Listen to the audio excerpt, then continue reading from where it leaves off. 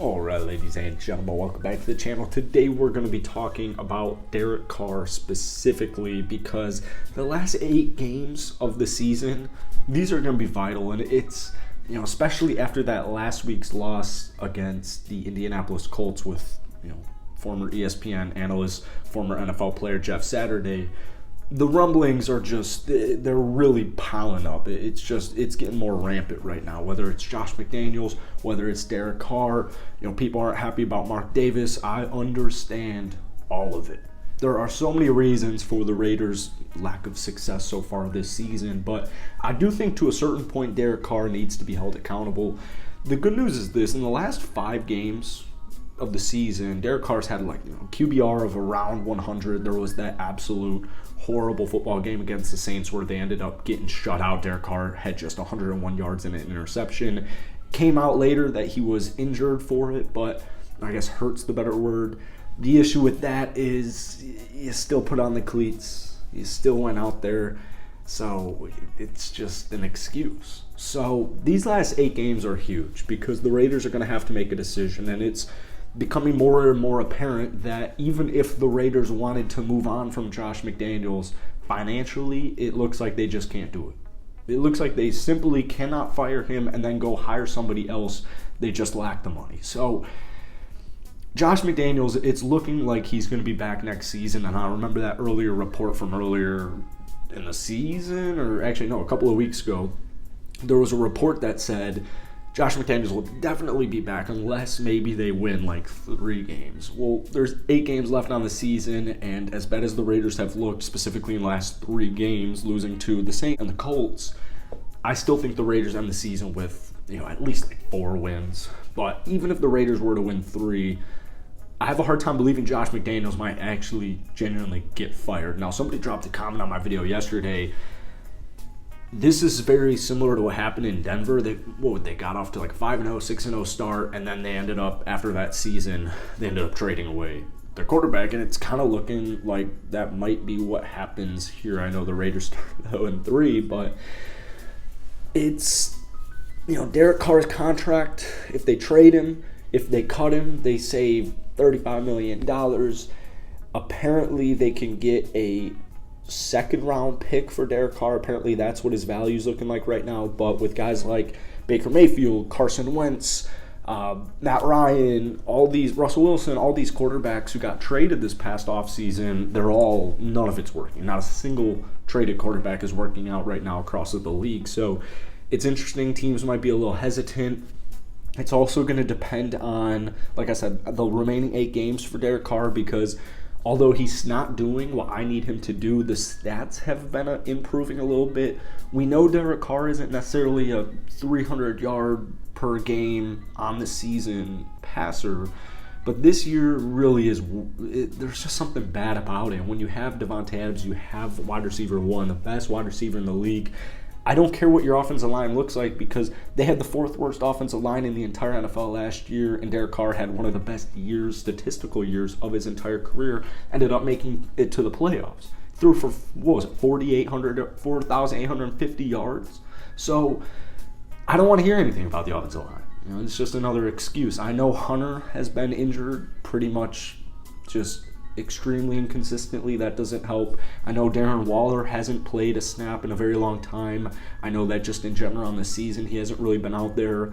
But at the end of the day, you still have Devontae Adams out there, and even if you didn't, you still want to see better production. Carr on the year is averaging 235 yards per game. The past 2 weeks we've seen a little bit better. They've still lost, and they've still only put up 20 points to both Jacksonville and Indianapolis. I think I said the Jets earlier on in the video, my bad. But it's just brutal, man. Jacksonville's one of the worst teams in the league. Indianapolis just fired their head coach, and you're putting up 20 against both of them. It is absolutely brutal. However, like I said, Derek Carr, last 5 games, with that horrible game against the Saints, he still has QBR of about 100 or 96.9, something like that, in the last 5 games. So I personally think unless they start to really pile up these wins where it becomes, instead of having the second pick in the draft or anywhere from 1 to 10, if they just win like 6 of their last 8, I have a hard time believing they're going to move on from Derek Carr, or that they're not going to move on from Derek Carr. Maybe then it's hard to build up a defense. It's hard. They haven't had a top 20 defense in Derek Carr's entire tenure here. Like, unless Derek Carr takes a huge pay cut, it's hard to build up the rest of the holes on this team. Like, even if Derek Carr started playing to his potential, you still have so many holes on the offensive line. You have so many holes on the defensive line. You have so many holes on the defense in general. It's not just Patrick Graham. The defense just isn't good. They have not played good at any point in the season. They've given up, what's their least amount of points? Given up 24, 23 against Denver in week 4. So, and Denver's offense looked horrible. It's not ideal.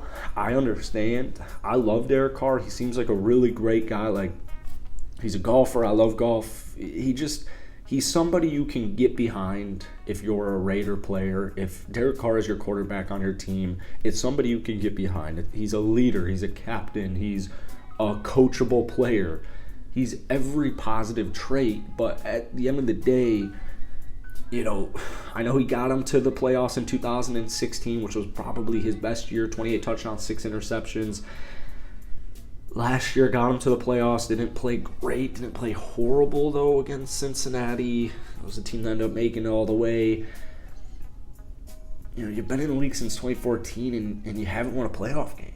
So it makes it difficult to constitute why he should return unless they lose like one more game of the season. So I'm curious to hear what you guys have to say. It sucks, like I said, because Derek Carr is such a likable guy. Josh McDaniels as a person really isn't this. The way the Raiders season is going, it makes it that much more easy to hate him and put the scapegoat on him. But there's so many little things. Even in take that last game against the Colts, for example, the drive before the last, Derek Carr throws up a double coverage throw, on 3rd down. I think that was the 3rd drive, but whatever. Bad decision after bad decision after bad decision. Like, it's not even all the play calling. And then on the last drive, you start the drive off with a holding call. Now it's 1st and 20. There's just so many things that are going into this outside of play calling, that these last 8 games, they're going to be very critical. I got to say, I hope they win maybe a couple, like, San Francisco. A win against Denver would be cool. Even a win against Kansas City would be cool. But finishing the year with a top 10 pick or even a top 5 pick, that's a really big deal. It's a really big deal. You can get really creative with that. But at the same time, it probably means the departure of Derek Carr. So I'm curious to hear what you guys have to say, because it seems like everybody's just so split so far on the way this season has been going. So drop a comment down below on what you want to happen with Derek Carr. But hit that like button, hit that sub button for daily Raiders content. Hopefully we got at least something to feel good about after this upcoming weekend. So peace.